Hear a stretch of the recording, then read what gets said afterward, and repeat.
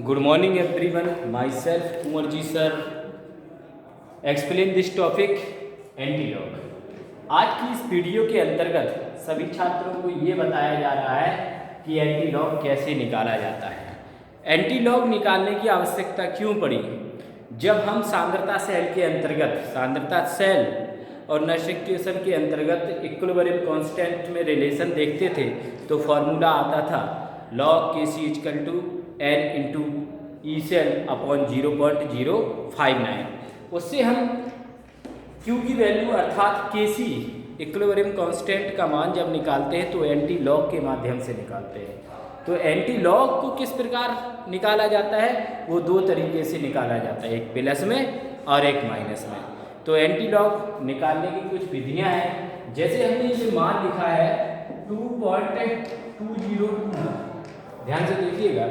तो दशमलव का जो ऊपर वाला भाग होता है, जो संख्या ऊपर होती है उसको हम घात के रूप में लिख देते हैं। किसके रूप में लिखते हैं? घात के रूप में, अर्थात 0.2022 इंटू 10⁻², जो घात के रूप में लिखते हैं। फिर इसके बाद दशमलव के बाद जो संख्या होती है 20 के 2 पर, ये सारणी के मान से देखते हैं। सारणी आपके पास होगी, एनसीईआरटी की किताब खोलोगे, पृष्ठ संख्या 291 पर प्रति लघु गुणक की सारणी आपको मिलेगी। तो 20 के 2 पर, सो 20 पर जाएंगे और 2 पर जाएंगे तो वहाँ लिखा है 1592। कितना लिखा है? 1592। तो ये 1592 संख्या लिखेंगे, 1592। फिर इसके बाद उसी के आगे जो अंक लिखे रहते हैं 1 से लेकर 9 तक, उसमें देखेंगे 2 पर कितना है वो योग कर देते हैं। तो 20 के 2 पर लिखा है 1592 और 2 पर लिखा है 1, 2 पर लिखा है 1, इसको जोड़ देंगे तो 3, 9, 5, 1, तो 1593 इसका हो जाएगा। 1593 गुणित 10⁻²। अब देखते हैं, जब भी एंटीलॉग को निकाला जाता है उसका प्रत्येक मान 1 से 10 की संख्या के बीच में होता है, अर्थात इसमें एक अंक के बाद दशमलव लगाते हैं। 1.593 गुणित 10⁻²। ये आपका आंसर आ गया है।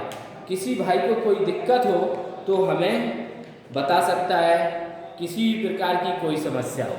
इस प्रकार हमने 2.202 का एंटीलॉग निकाल लिया है। इसी प्रकार कोई भी संख्या ले लो आप, जैसे 40 इंटू 22 47, इसका हमें एंटीलॉग निकालना है। एंटी लॉग, अब समझिए दशमलव के पूर्व की संख्या कितनी है? 40, तो इसको घात में परिवर्तित कर देंगे, 47 इंटू 10⁻40। अब देखते हैं 22 के 4 पर। देखो दशमलव के बाद जो अंक है 22 के 4 पर, सीरीज का उपयोग करो, सारणी को देखो। 22 के 4 पर 20 के 4 पर देखते हैं तो मान निकल के आता है 1675। 1675, तो ये लिख देते हैं 1675। 22 के 4 पर देखा हमने तो 1675 आया।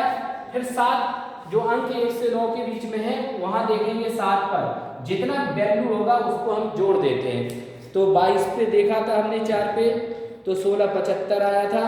इसके बाद 7 पर देखेंगे तो अंक लिखा हुआ है 3, तो 3 इसको जोड़ देंगे। 5 और 3 बेटा कितना होता है? 8, 7, 6, 1, तो कितना निकल के आ गया?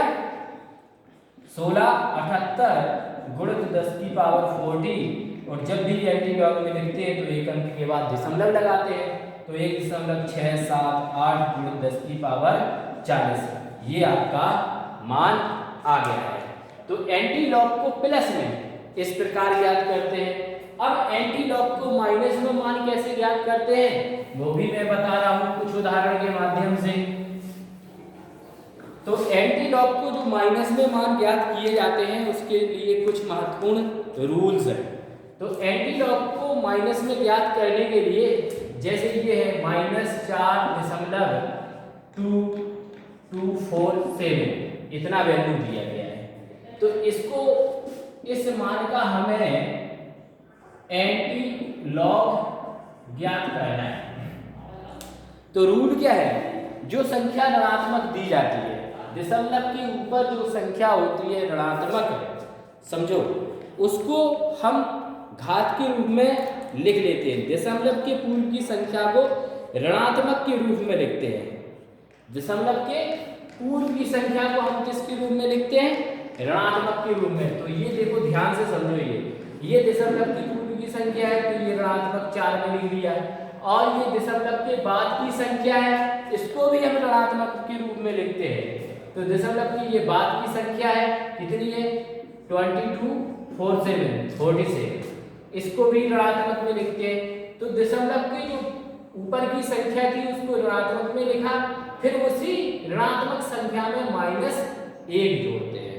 क्या करते हैं, जो दशमलव के ऊपर की संख्या थी उसको ऋणात्मक के रूप में लिखते हैं, दशमलव के बाद की संख्या को भी ऋणात्मक के रूप में लिखते हैं, दशमलव की जो ऊपर वाली संख्या है उसमें -1 जोड़ते हैं, तो -5 हो गया। दशमलव के नीचे वाली संख्या है उसमें +1 जोड़ते हैं, +1 जोड़ते हैं। अब जोड़ना कैसा है, ये चीज सीखो, ये बहुत इंपॉर्टेंट है, स्टार है अपने आप में। ये चीज जिस छात्र ने सीख लिया वो एंटी लॉग आसानी से निकाल सकता है। 1.000 और ये प्लस में है, ये माइनस में है, 0.2247, इस प्रकार इसको जोड़ा जाता है। 10 में से 7 चले जाएंगे 3, एक हासिल आ जाएगी तो हो जाएंगे 5, 10 में से 5 चले जाएंगे तो 5 बचेंगे, फिर एक हासिल आ जाएगी बेटा, तो 10 में से 3 चले जाएंगे तो ये 7, फिर एक हासिल आ जाएगी, फिर 10 में से 3 चले जाएंगे 7, और 1 में से 1 चला जाएगा 0। तो हमारा जो मान प्राप्त हुआ वो कितना हुआ, 0.7753। कितना मान प्राप्त हुआ, 0.7753। अब इसके 0.7753 पे हम मान देखते हैं। क्या देखते हैं, मान कैसे देखते हैं, इस चीज को लिखने का तरीका देखिएगा। 0.7753 लिख लिया, गुणित जितना ये योग आता है ऋणात्मक, 4 और 5 होता माइनस, उसको 10 की पावर घात के रूप में लिखा जाता है, जो योग ऋणात्मक आता है। तो ये 10 की पावर -5 हो गया। अब ये 77 के 5 पर देखो, अब सीरीज का उपयोग करो। 77 के 5 में जो प्रति लघुगुणक वाली सारणी है उसमें देखना है। देखिए 77 के 5 पर, तो हमने देखा 77 के 5 पर वैल्यू आई है 59, 57, 59, 57। अब उसके 3 पर आगे, जो 3 अंक है 59, 57 के 3 पर देखेंगे 4, संख्या कितनी आई है, 4। इस 3 पर देखा 4, योग कर दो, 7 4 11, 5 1 6 9 5।